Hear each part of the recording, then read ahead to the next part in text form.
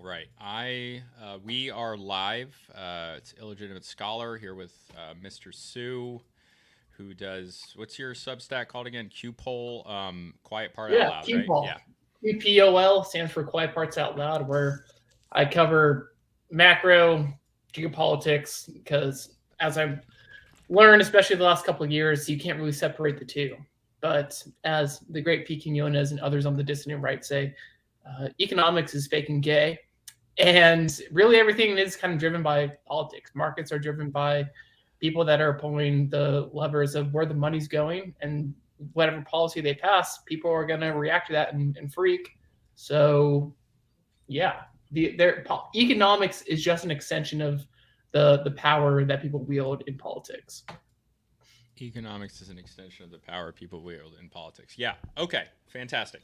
Love that. So that's what we're talking about today. We're talking about economics. And, oh, crap. There's actually nobody watching right now. That's rare. It's probably because I didn't do it for the last 2 weeks, but that's okay. Most of the listeners listen when it's not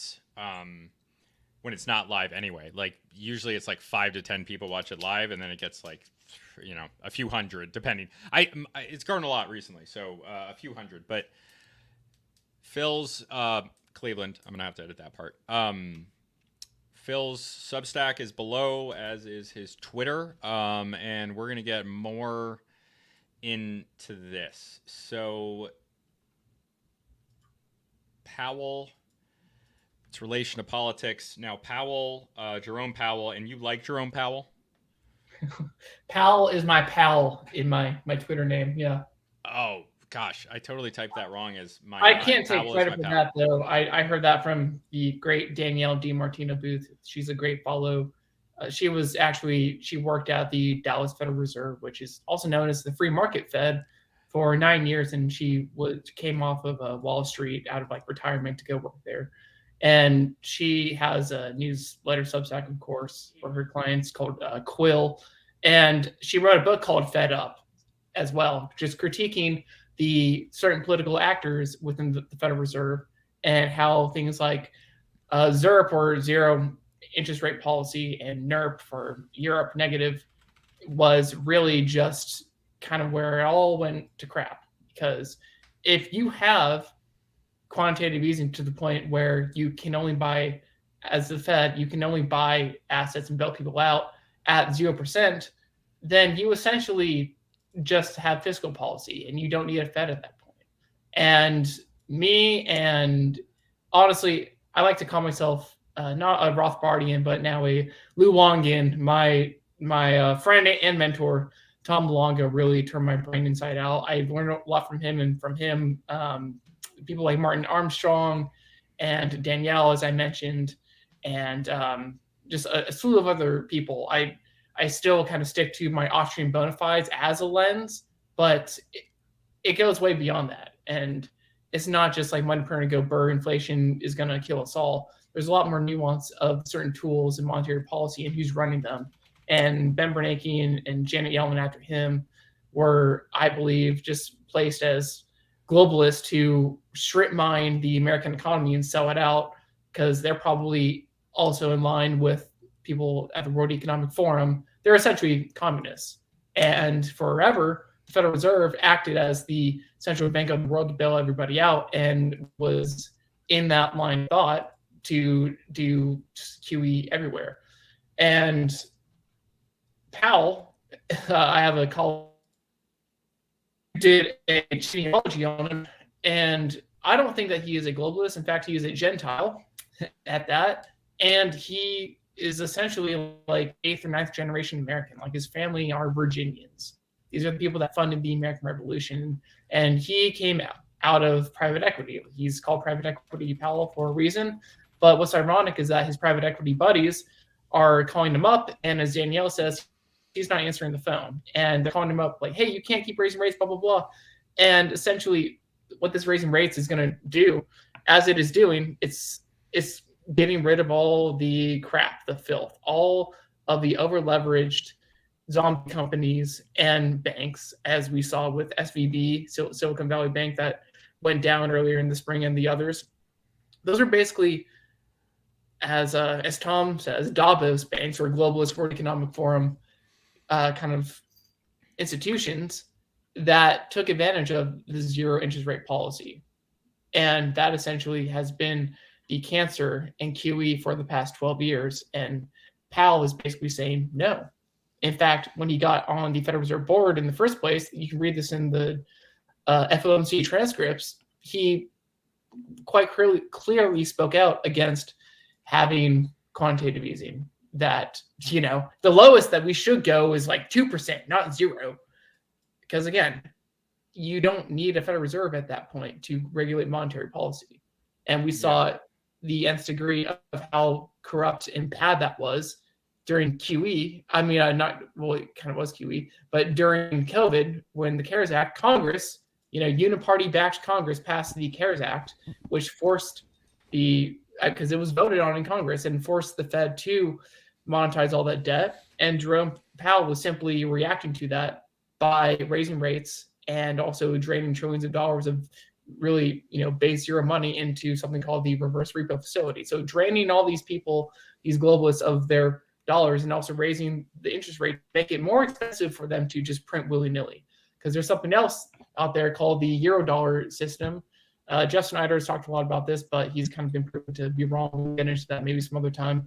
But there's something called the Eurodollar system, as I write in an article on QPOL. It's article number 1, issue 1, called "It's Not About Inflation, Stupid." And raising rates isn't about taming inflation. It's really about destroying the offshore dollar market, or the Eurodollar system. And that essentially was created after World War II to basically rebuild Europe. And it's kind of gone off the deep end from there, because what you have, which also was the final straw that broke the camel's back in the Great Financial Crisis, was that you had all these people, collateralizing things like David Bowie's song royalties, as Danielle talks about in her book, but a lot of other things that were just securitized, collateralized, and based off of nothing essentially. And they were able to print dollars beyond the Federal Reserve's jurisdiction because they were offshore. And so basically Powell has all of this offshore money creation paired with the housing crisis, which was due to low interest rates and people spending money and creating all these bubbles, especially in the housing market. That really, the hens came home to roost when all that global capital offshore came in to infiltrate America's economy and just made the bubble that much worse. And so again, there was all this money printing happening outside of America that Powell couldn't control. No one could control. Fed couldn't control. But you had a complicit Federal Reserve ran by globalists like Bernanke and Yellen that were going along with it. And Powell came in and he said no. And it's taken him a few steps and a few years to have the tools in place that will allow him to raise rates past 1% to where nothing would break. We can get into that later. But essentially, you're dealing with a different Fed. And I'll just kind of pause there, and you can take it in whatever direction you want to go. Okay. Wow. All right. Yeah, that's okay. All right, man. Hell yeah. Okay. So a few questions. From where I am, my knowledge of this is based on, on the Goodreads thing right here. It shows have you read this book, Principles for Dealing with the Changing World Order, Ray Dalio? I've heard of it, and I'm familiar with this, beautiful deleveraging thing. But yeah, what about it? I mean, I just want to know what reference you have. And then here's the other thing. This is actually a larger thing, because this is kind of where most of my knowledge comes from, which is this woman, Nomi Prims. You must have heard of her, right? I've heard the name. Really? Okay, because I've read all 3 of these books. And that's I haven't read any of the other ones that you talked about, but I've read these ones. And it's a lot of similar stuff. All the President's Bakers, collusions, how the central banks... And, ultimately for me, it comes down to misplaced incentives. Mm-hmm. So break down a number. Let's break down a number of things that you were talking about. So you talked about 0% interest rate. What's the problem with 0% interest rate? Money is essentially free, and you can give out more loans at no cost. And who gets to decide who gets those loans? I mean, the banks and all these other shadow banks, things like money markets and private equity firms, they react to whatever the monetary policy is. And so you could argue that Ben Bernanke set that for the those kind of institutions, especially after Dodd-Frank. You basically had all these bankers get punished after Dodd-Frank because all of the Dodd-Frank was the 30s. No, Dodd-Frank was after the Great Financial Crisis. Oh, okay. And I don't know like all the details like of what happened, but essentially, and I learned this from an interview that Danielle. Yeah, you're probably thinking that, but I learned this from a interview that Danielle DiMartino Booth did with Vivek Ramaswamy a few months ago, and essentially after Dodd-Frank, well, before you had, because of low interest rates, you had all this money flying around willy-nilly, but especially from the banks. And the bankers were basically running their banks as casinos and giving out loans to people that couldn't afford homes and, just pocketing cash from the loans. And once that blew up, they were heavily regulated. And so all those bankers, those, Wild West casino-like bankers, moved their activities into the private equity world. And now they're the ones that are basically getting punished with interest rates increasing because, again, money isn't free anymore. And so if anything breaks, it's going to be those types of actors. All the Silicon Valley type zombie companies that really benefited from San Francisco Fed policy. Remember, Janet Yellen was president of the San Francisco Fed. And so she basically was able to pass all these easy type of monetary policy things that benefited those. I will just blanket statement, call them like globalist financial institutions. So you have to, the difference in kind of like the books that you read and all this scandals and coordination of banks and central banks, that's the thing of the past now. Because the Fed. Sorry, can you say that again? You're breaking up. Yeah, my bad. No, the coordination of central bank policy and Federal Reserve banks, because there's 12 member banks of the Federal Reserve, is somewhat decentralized, ironically. Mm-hmm. It's not all a monolith because you have San Francisco Fed policy, which is, all these coastal kind of Fed banks are more Keynesian, and the one at Chicago and New York and Dallas, the New York Federal Reserve Bank is actually where monetary policy is signed, sealed, delivered, and set. They're at odds with each other. Some are more Keynesian than others, and some are more. What does Keynesian mean? Like Keynesian economics, where the government should basically be in control of monetary policy, essentially. Freaking Obama. Yeah. Yeah, literally Obama. But basically, you have Lagarde being like this globalist actor, and going up against Jerome Powell, and you have that especially now that she's Treasury Secretary, and trying to do yield curve control. I don't know if I should have even brought that up because I don't really know where your audience is at on this, but basically, on what exactly? Yield curve control. Oh, I don't actually know what that is. Okay. So let's just 86 that for this conversation. Yeah. I mean, the reason I asked you what Keynesian economics is not because I don't know what Keynesian economics is. I mean, this is definitely not economic professionals here. Although we definitely have some, but we're gonna need to. I mean, you're saying stuff I don't know about, but there's a lot of stuff that I do know about that I think needs to be explained a little bit more. But that's okay. It's okay. You're probably blowing some people's minds right now, especially because I definitely had a general negative view of Jerome Powell, I think, prior to this. And I don't really remember why. I used to watch a lot of,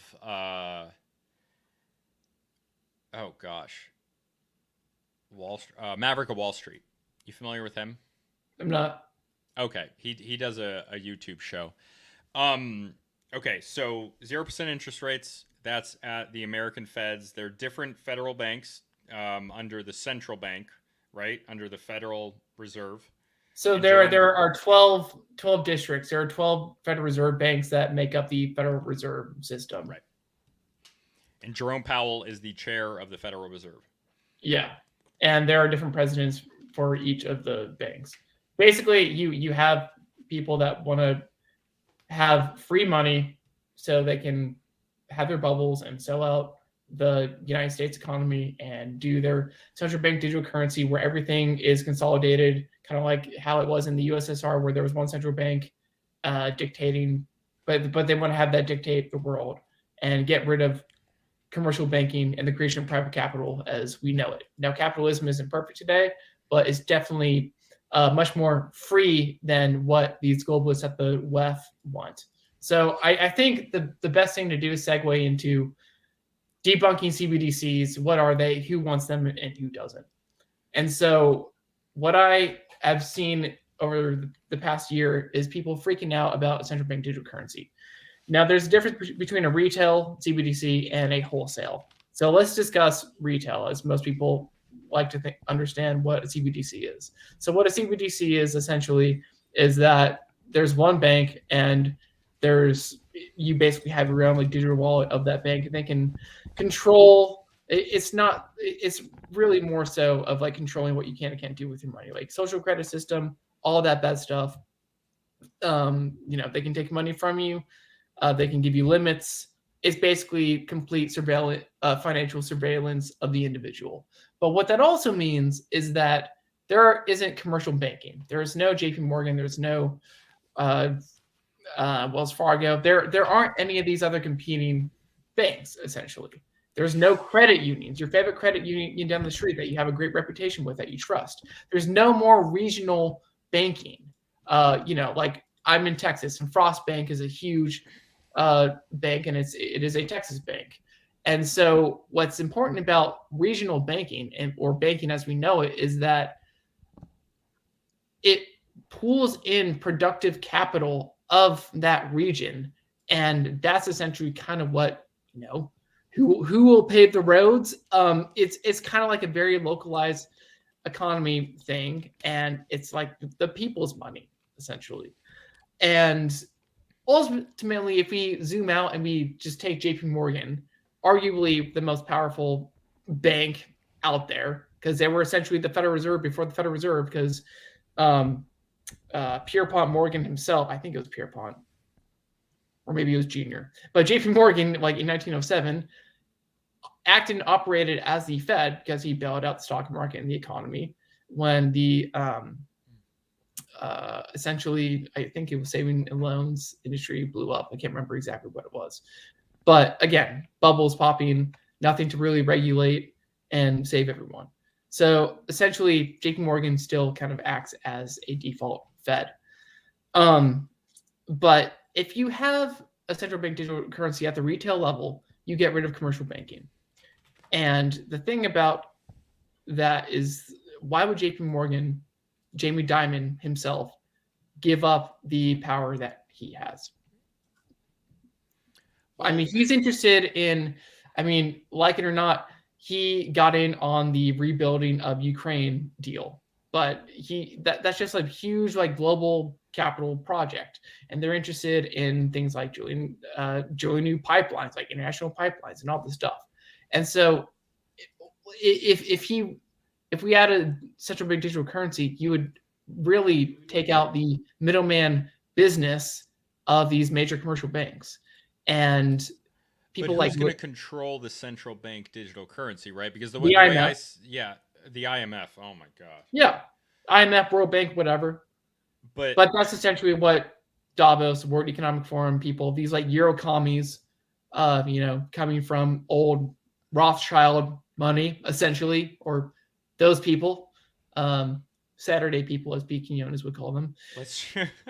That's essentially what. That's the main battle. You have a battle between American-based sovereigntists fighting to preserve what is left of capitalism, fighting against these globalist communists. So, I mean, the Purely out of CBDC is a incentive, bad like thing, none right? of it, is purely out of incentive and survival. Yeah. You might not want to call them white hats.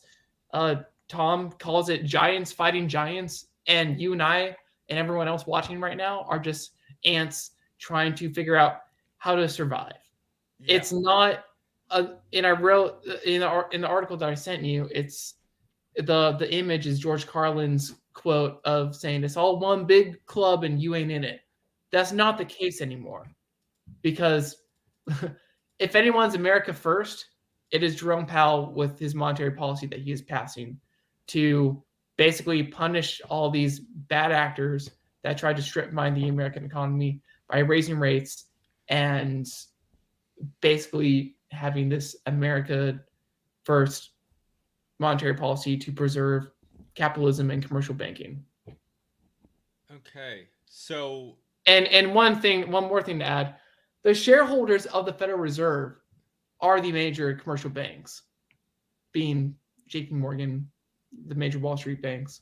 And so if you have this World Economic Forum dystopia of the central bank digital currency, as I already said, you get rid of them. Why would they go lightly into that good night? Now, there are some more Davos-leaning, like Euro-commie banks of the commercial banks. Like I think Wells Fargo would be one. Barclays, Bank of New York, Mellon, perhaps. But again, like to my point earlier, it's not a monolith. Yeah. And you just have competing factions fighting each other. And it's not up to us, and we can kind of get into the Matt Gaetz victory thing. Yeah, but it's a very much us who care about what's happening, because if you don't care, you can just, buy your gold, Bitcoin, whatever, smell the roses, go about your day and not have an opinion. Or if you do care, and you want to be a part of the conversation, the best way to think of it is that we have to take a Machiavellian approach. And which elite, whether it's the American sovereigntists versus these globalist communists, which elite is going to give you the best deal of survival? And me personally, it's going to be Jerome Powell and the American commercial banks. Okay. Yeah. All right. I'm speechless. I'm literally speechless. Gosh, that never happens. This is going to be funny for people listening. I'm usually the one. I usually can't shut up. 6. So and to all my points. Eventually we want to get there, right? Yeah. But it's not going to happen overnight. And I'm even of the opinion that Jerome Powell doesn't think that we should have a Federal Reserve. Maybe I might be stretching it there, but let me just back up and let's go over a little bit of history of the Federal Reserve. So Martin Armstrong, great macro geopolitical analyst. There's a great documentary on him called it's called The Forecaster. It's free online. Just Google it. It's a good watch. He doesn't discuss this in the documentary, but he's known to say that the Federal Reserve was built to not have like one single monolithic Fed funds rate to control the price of money. In fact, because there are 12 regional Fed banks, those regional Fed banks should kind of represent the different economies within America, because the economy in Texas isn't the same economy as California or New York or Chicago or wherever. And so what they proposed in the original Fed charter was 12 regional rates, interest rates set by the 12 regional banks, dependent on how those economies acted. Because, every economy is unique. And so it gives you this idea that yes, this Federal Reserve system although today's standards, it kind of seems as, again, monolith is the word of the day here, as one monolithic economic system. But if you have 12 banks, it kind of sounds decentralized, right? And decentralized to a certain extent. Yeah. And so all that was done away, as Tom talks about a lot. That was done away thanks to, the fat commie FDR and passing all the New Deal stuff and really just socializing America as we understand it. Right. And I can see how Jerome Powell kind of wants to go back to that original Fed charter of more of a decentralized idea. And I say that because had Trump not been elected and Powell not appointed, and John Williams not becoming the president of the New York Fed, again, the New York Fed is where monetary policy is set, we wouldn't have something called SOFR. SOFR is now what all of our debt is indexed to. And before I discuss SOFR, I want to just briefly cover what LIBOR is. So LIBOR is was kind of like the Fed funds rate, but commie FDR, like this guy, that's hilarious.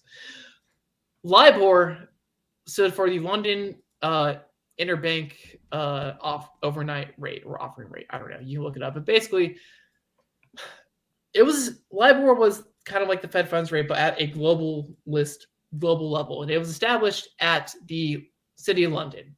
And people that are into like the Five Eyes or all these kind of centralized, maybe it's Masonic areas of power, consolidated power within the world.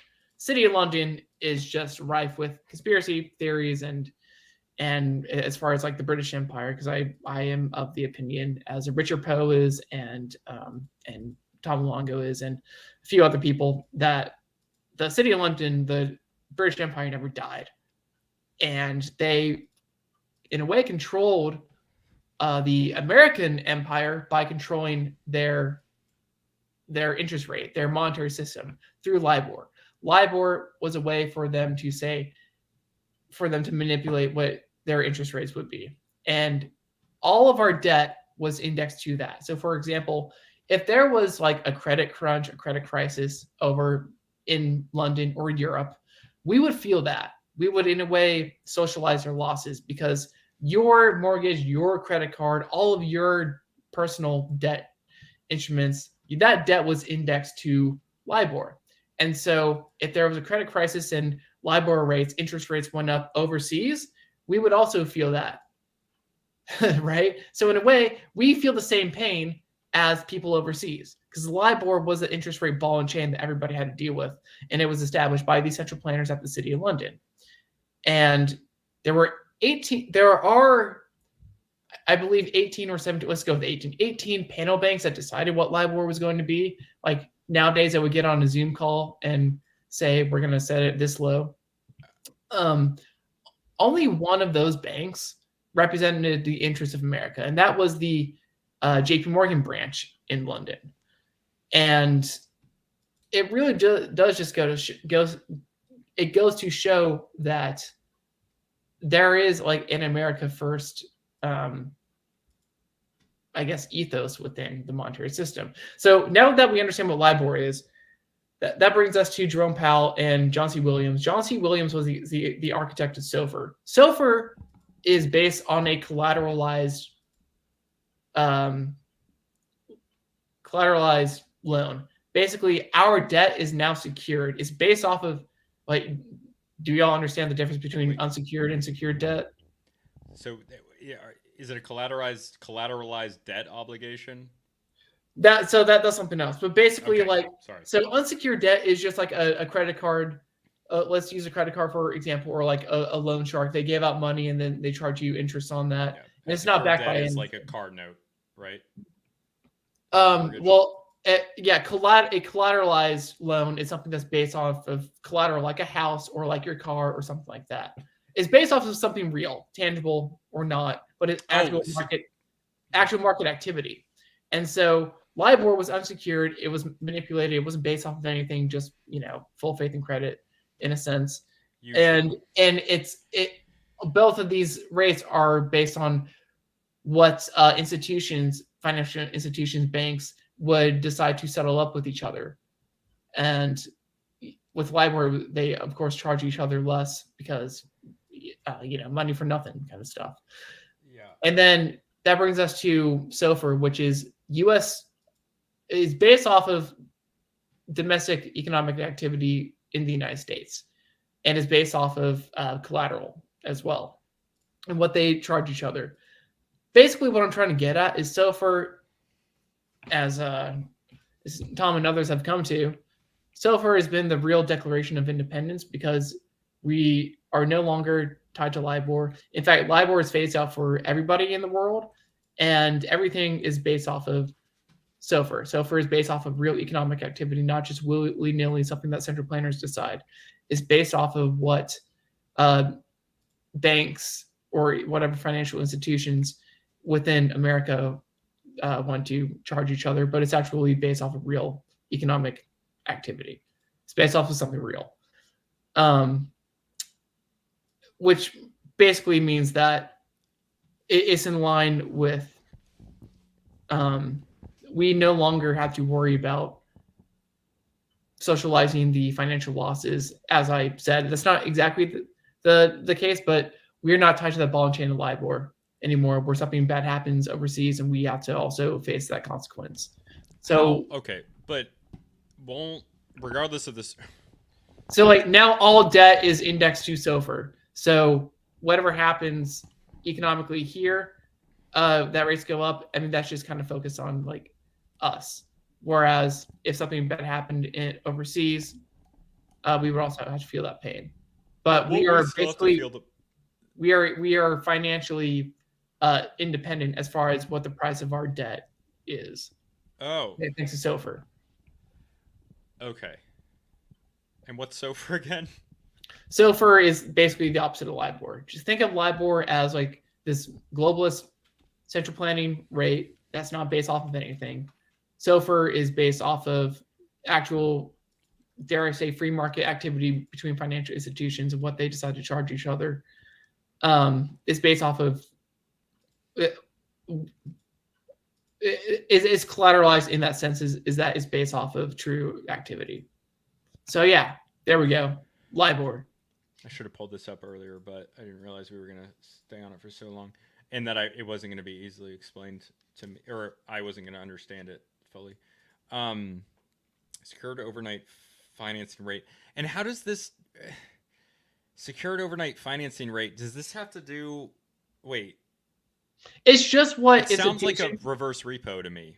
No, that is the debt rate that that repo is indexed to. Okay. That's what they charge. Okay. Yeah. Okay. Got it. All right. And just the biggest thing to take away from here is that this is all based off of American economic activity and not what a bunch of globalists at the City of London decide.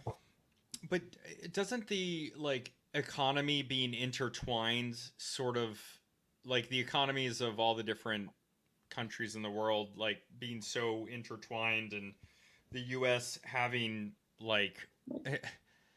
I know some people don't believe this matters, but these are two separate things, but the it seems like there is a problem with having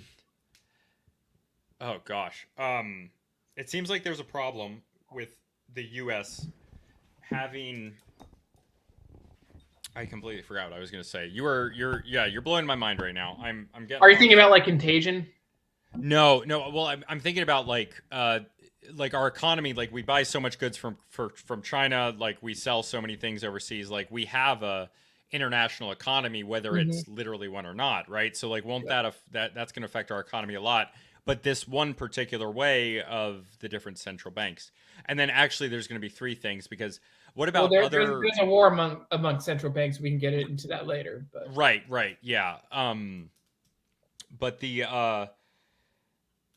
other thing is, the third thing, I want to bring up the second thing, but the third thing is, what about different central banks like Japan? I know Japan's always been a rogue one.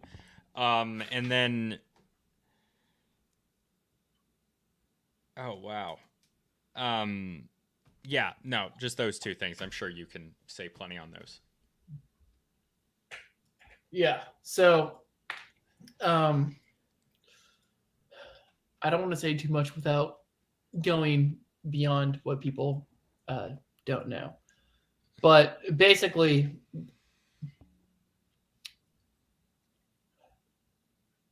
there is. Let's go back to World Economic Forum. In 2021, there was a conference called the Green Swan Conference. Like, not a black swan. Like, this is all Christine Lagarde's idea, where it was all focused on monetary policy should be based on climate change and all this bullshit. You can tell that Powell, this was on a Zoom call. It was him and the guy from Bank of China and just a bunch of other people. He basically flat out said, no, I have my obligation is my dual mandate of steady prices and full employment, and climate change is nothing that we're really concerned with. That's basically what he said. He didn't say that verbatim, but and so essentially what this whole Eurocommie Davos thing versus the Fed is all about is the European Central Bank doesn't have collateral, meaning they don't really have the resources, all the oil that we sit on. And I mean, that's kind of why they're having to kind of abandon their green efficient energy projects and buy overpriced oil from Russia and India and stuff. But essentially, their goal is to try to undermine the reputation of the U.S. economy and scare capital out of the U.S. into Europe, the Eurozone, because they know that they don't have the collateral. And they're really just kind of moving the deck chairs as far as the assets that they have on their balance sheet. And they can go bankrupt, essentially, is what I'm getting at. And so the way that they're doing that is the way that they're ruining the United States credibility is through manipulating the quality of their debt. And this is where I'll get into yield curve. So for the confidence that one has in a country's debt, that is most analyzed by the price quality of their 10-year bonds. Here we call them treasuries. But essentially, Lagarde is manipulating how German debt, the 10-year German debt, is priced and valued against America's. And she does so by doing basically her own form of QE and just manipulating the bond spread is what it's called. And right now it looks like that European debt trades at a premium to the United States debt, which is completely false. Okay. So she uses the European version of quantitative easing. This is the German finance minister, essentially. Yeah. Okay. And or the president of the European Central Bank, the ECB. Right. Okay. So from the whole EU central bank. Yeah. Okay. And then their debt is trading at a premium. And what does that mean? Basically manipulating the interest rate, what the interest rate would be, because on the long end of a yield curve, or long duration debt, let's just call it the 10-year, that is basically trading at a better price than the US 10-year. And don't ask me exactly how she is manipulating it, but basically it's going to be the markets calling her bluff and basically acting against her with their short positions, and kind of take advantage of European debt like they did with third world country debt. These guys are called the bond vigilantes. And Powell's higher for longer policy basically bankrupts the people that need dollars or debt most, because he makes it more expensive. And with Europe being basically able to go bankrupt, they are essentially going to be running out of money. And these bond vigilantes, these bond traders, are able to come in and short the quality, basically bet that the price of German debt or European debt is much lower than it is, and profit that way. So okay, right, okay, so they're basically working in Powell's favor. So the yields are too high. They've been manipulated, and the yields are too high on the European debt. So then people are going to people are shorting the bond market. So they're betting against the price of the bonds, as in they think the bonds are going to go down in price, right? Yes. Okay. And just for like basics, the price of a bond, if it is higher, then the yield or the coupon should be lower, because the yield of the coupon, the interest rate, is what it really is. A higher interest rate signals that it's more of a risky buy. However, the longer, like naturally, a longer duration bond, treasury, whatever you want to call it, the longer it is that's issued for, because you have like short duration issuances. You have bills, which are less than a year. So like you buy a bond and you get the coupon paid out and principal back after a year. You have bills, which are less than a year. You have notes, which are 1 year to 10 years. And then you have bonds, which are beyond 10 years, like 10 to 30. And you should expect that the longer duration debt should pay you more of an interest. One, because inflation over time should go up, but it's also rewarding you for holding on to that bond for that long. So logically, you should be paid back for that more. And essentially,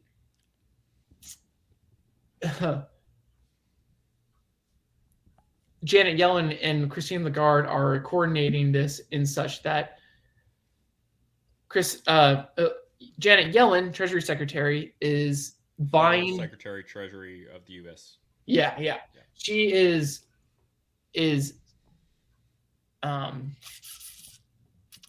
buying 10-year debt and selling the 2-year. She's selling a bunch of 2 years and issuing like short duration debt, which have a higher interest rate. And if she keeps buying 10-year, then you have the higher, the longer duration debt at a lower interest rate, and then you have the shorter duration debt at a higher interest rate. That is inverted. That should be the opposite, as I explained, because the longer duration that your debt is, the higher the interest rate you would expect, because you're, again, being rewarded for holding on to that debt for that much longer. And so she's hurt, and this is, in a sense,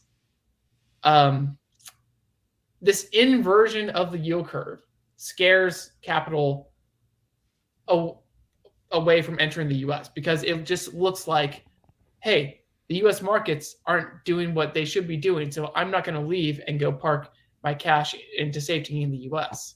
So that could also scare capital out of the U.S. into Europe and provide Lagarde with more ammunition, in a sense, to keep manipulating the bond spreads to make German debt look more attractive than the U.S. debt. Does that make sense? Yeah, it makes sense. I mean, it's Keynesian financial chicanery bullshit. Yeah, and what's the Japanese central bank doing in all this? They basically are kind of the Fed's wingman, because they have a new chair of their central bank. I think his name's Ueda. And they're kind of Japanese, except for that one time. Huh? Sorry, keep going. Okay. So basically, the Japanese central bank is kind of going along with what Powell's doing by normalizing their yield curve as well. Because remember, normalized yield curve should just be that the interest paid on debt should increase over time. And it's been the opposite like that in Japan, but they're slowly trying to raise their rate to normalize, because for a long time, you could do a very cheap carry trade, basically go to Japan, buy a bunch of yen, it's a yen in Japan, right? Buy a bunch of yen for basically nothing and go play with that, convert that into euros or dollars or whatever into some other market and just, profit, and then pay back the low cost loan back in Japan in yen. And so it's kind of like they were able to provide all this like free money and profit off like those loans, in a sense, international loans. Japan was able to do that forever and provide this liquidity to this globalist coordinated central bank policy. But when you do that, you lose your not only monetary financial sovereignty, but also your sovereignty as a nation in itself. Because if you have all this George Soros capital coming in and using your money, your monetary system, you kind of, and this is also being applied in China as well, because all of the Evergrande FUD that's going around, all of a lot of the capital that went into Chinese real estate was Soros money. And when that collapses, that is basically sending Soros investment down to zero, and China saying, fuck you, you're not going to control our markets anymore. We are establishing monetary independence from you. And in a sense, that's kind of what that's kind of what Japan is also doing, by raising this, they're slowly raising their rates and having financial independence.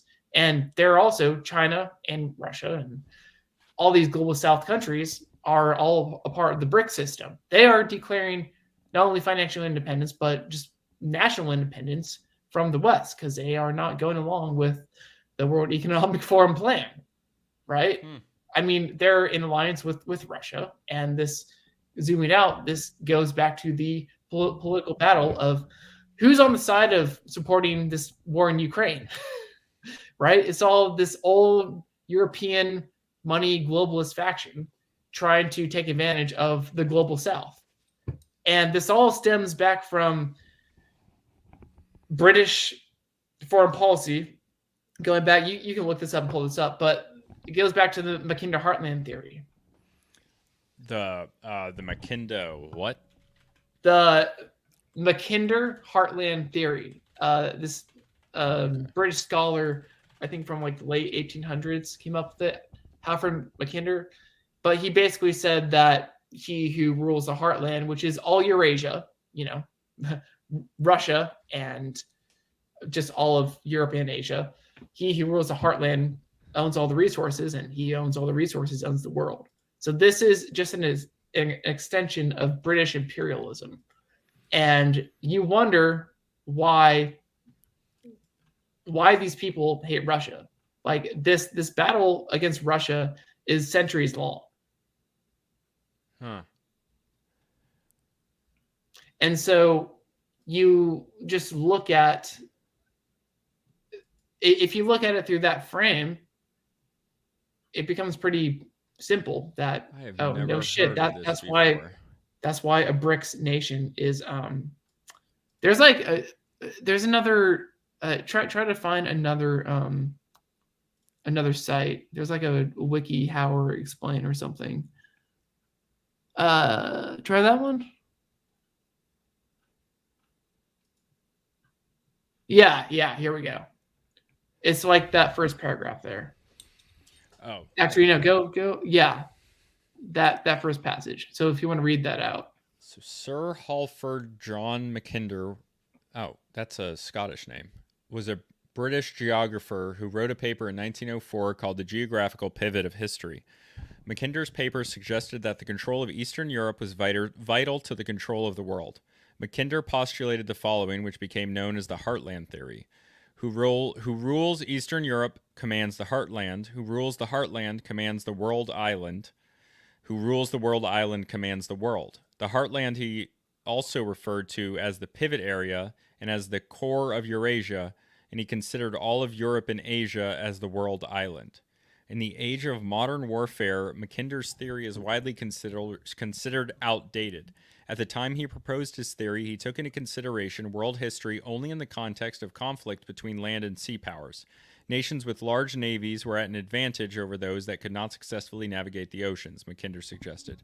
Of course, in the modern era, the use of aircraft has greatly changed the ability to control territory and provide defensive capabilities. But this is British foreign policy 101. And if you put that in the context of the City of London and the creation of LIBOR and the control of American monetary policy via the Brits and MI6 intelligence, and considering that the OSS and now the CIA is all an extension of like these same British actors, these internationalists.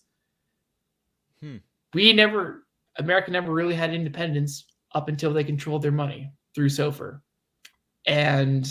But just think of it like these are still the people today. These are people that I'm talking about who are today the neoconservatives. Oh, yeah. Okay. What? Wait. So Zionists. Okay. Yes. Let's yeah. We yeah, I get it. We're on YouTube, remember? Yeah. Yeah. Got it. And so if you just consider who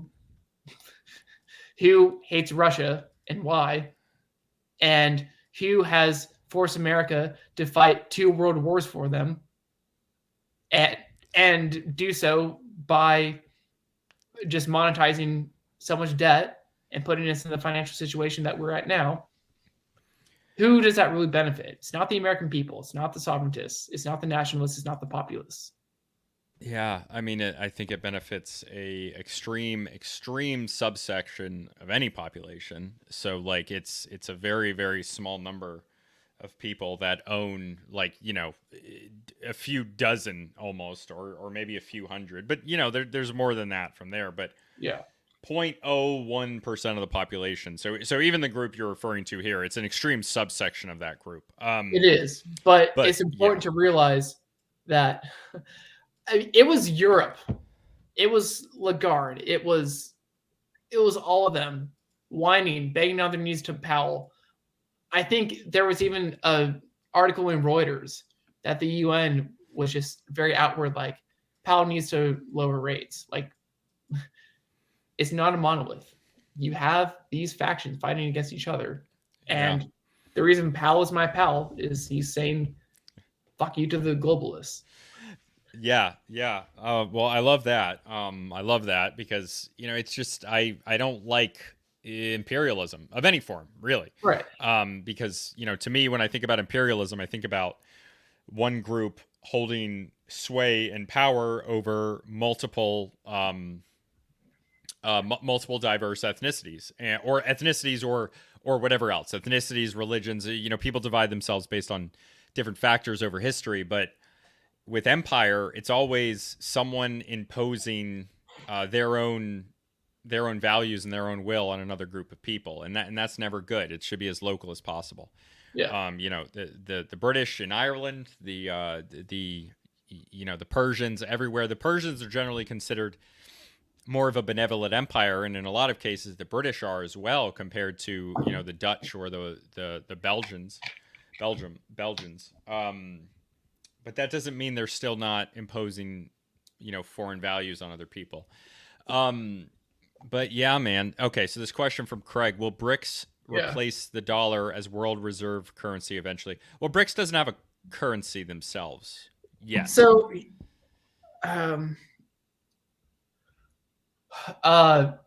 both Tom Longo and Vince Belanci. Vince is like a real big like gold guy analyst. Essentially, what BRICS is going to do is they're going to create their own trade network that is completely separate from the dollar, because rightfully so, the dollar has been utilized as a weapon against everybody, but in this case, particularly the global South. But again, it kind of goes back to like both Powell and Jamie Dimon of JP Morgan have gone overseas to visit with both Japan and China. And I believe that they are working together in a sense to both be involved in what this new financial world looks like. And so, yes, China and all these other countries are going to slowly be selling their U.S. treasuries, but they don't want to see the United States implode because nobody benefits from that. It's just bad for business. And I don't see BRICS really replacing the dollar per se, but Jerome Powell a year or two ago even said that there's more than enough room for just one reserve currency as well. And what they'll basically do is set up different financial shops within, like, you know, JP Morgan, like Vince Blanchie best kind of explains this, that, you know, for example, let's say that JP Morgan wants to, you know, set up a shop in China for, you know, like a gold operation, because it just it's more cost effective than just having to have an operation here and like sell and transport all that gold across seas. So why not make nice and have you know, HQ in China? So I really more see this as like a global cooperation with the American sovereigntists and the global South nations within BRICS. So I don't, Wow. and if anything, BRICS and eventually the Fed or the American sovereigntists, BRICS, I can see, though it's not perfect, they're going to have like this tokenized like gold kind of currency to where they use to settle up with each other as a more trusted system. And again, like it's going to be a centralized monetary, you know, system that they have, but it's still better that they trust themselves and their own trade federation amongst BRICS than the people that screwed them over, being the West. And when I say West, I mean, like, you know, the Euro commies, the neocons, and the traders within Washington, who are also neocons selling out American politics and the economy. And we can actually segue into the victory that Matt Gaetz took this week. Okay. Yeah, last thing on that, because it is 8:57. Yeah, we'll have to do it again. You'll have to fucking come back because, yeah, I'm going to need a couple days for my brain to reboot. But yeah, Matt Gaetz, what's going on there? So, I mean, he's basically outing the Uniparty, right? You know, Republicrats or whatever you want to call them. But yeah, basically, you know, people that don't have the America system, economy, people at their interests. They're more internationalists, or, you know, at the very best, they're just self-interested, and they work for people overseas that are promising them sweet deals or whatever the case might be, right?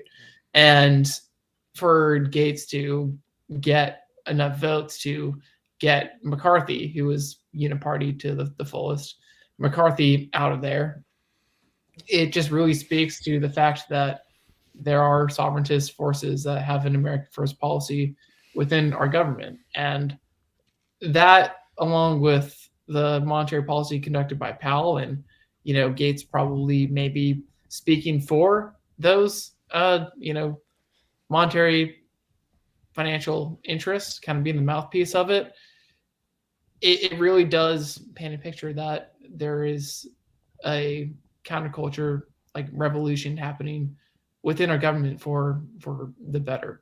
So nobody knows really how it's going to play out. This is very recent, but it is also very unprecedented in politics. But it's kind of, I don't want to call it like a great man moment or whatever, but it's something very close to that.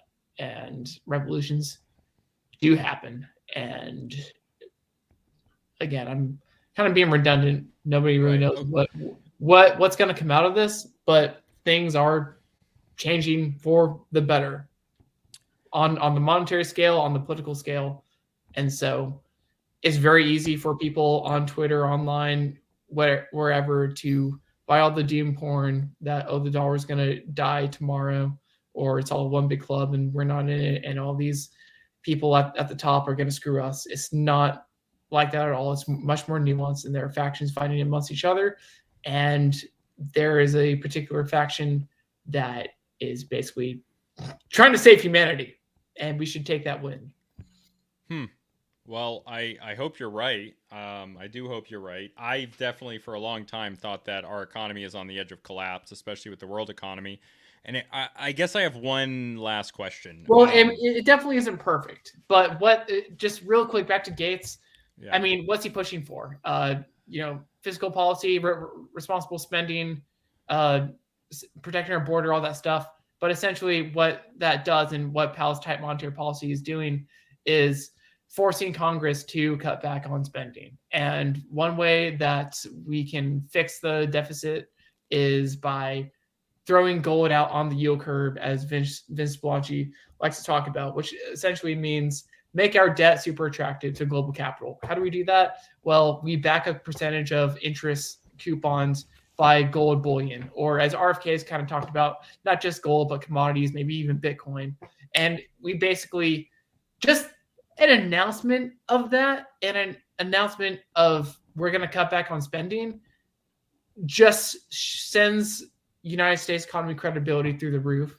Yeah. And capital will come back here. And it's a way for us to take care of unfunded liabilities. Now, it's not going to happen overnight, and these bond issuances will probably be for like 50-year durations, as crazy as it sounds. But this idea comes back to another Trump appointee, Judy Shelton, that like this was her idea, like gold-backed bonds was her idea. And of course, the stay behind Obama people in the government and just globalists shot her down, and she wasn't appointed on the Federal Reserve Board. But you have these ideas coming back into play, and what Matt Gaetz was able to do is just kind of like a mouthpiece for things like that to happen if we're able to get rid of the uniparty, get rid of the deep state. So whether or not that happens, I don't know, but I'm sure hopeful, and I'll sit back here with my popcorn and try to articulate the best way that I can for other people to understand. Okay. All right. Sounds good, man. Absolutely. All right. Your links are in the comments below. Is there anything else you want to share before we get out here? No, man. Like I said, my Substack, you can find me on at Mr. Sue or Phil Gibson. On Twitter, I'm still calling it Twitter. It's not fucking X. That's stupid. I will call it Twitter as well. Anyway, I'm not like a hater of Elon, though. I think he's just a very spurgy, idealistic person, but he's got charisma and he's accomplished a lot. So that's awesome. But regardless, you can find me on Twitter at Mr. Sue, MRPSEU, and you can find my Substack at QPOL. QPOL stands for the quiet parts out loud. I try to write something once a week. My cat is going crazy. It's hilarious. And I'll occasionally have do podcasts, whether it's like me doing my reads or I'll have Tom or someone else on. And that's pretty much my story, and I'm sticking to it. And Sam, it was awesome coming on. I really appreciate the time. Yeah, thanks for coming on, man. We're appreciate it. Finally. All right, man. I'll talk to you soon. See you on Twitter. All right. Peace. All right, bye.